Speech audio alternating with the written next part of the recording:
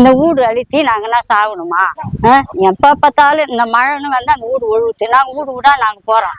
அவங்களுக்கு அவங்க பார்த்தா எங்களுக்கு போட்டாகணும். நாங்க பெட்டிஷன் கொடுக்குறோங்க, மெட்ராஸ் வெளி கூட போய் கொடுத்துட்டு வந்துட்டோம். இப்ப எடுத்து என்னான்னு பார்க்க மாட்டேங்கிறாங்க. ஏரி வேலையில வந்து ஊனமற்றவங்கன்னு சொல்லிட்டு ப்ளூ கலர்ல அட்டை கொடுத்தாங்க. அந்த அட்டையை கொண்டு போய் வச்சுட்டு நானும் 10 மணி வரைக்கும் 12 மணி வரைக்கும் வந்துட்டு வருவேன் கையெழுத்து போட்டு. 5 வருஷமா எனக்கு ஒரு டைம் கூட பணம் ஏறதே கிடையாது. போய் குறின்னு கேட்டா அந்த பாப்பா என்ன சொல்லுது, குடிக்கோணான்னு சொல்லிட்டாரு. ஏரி வேலை அட்டையும் கொடுக்கல. போய் போய் போய் போய் கேட்டு திருப்பி வரோம். 100 ரூபாய் கொடுத்து எழுதி கொடு அப்படின்னாங்க. அதே மாதிரி ஏரி வேலை அட்டை 100 ரூபாய் கொடுத்து எழுதணும். ஏரி வேலை அட்டை எழுதணுமா?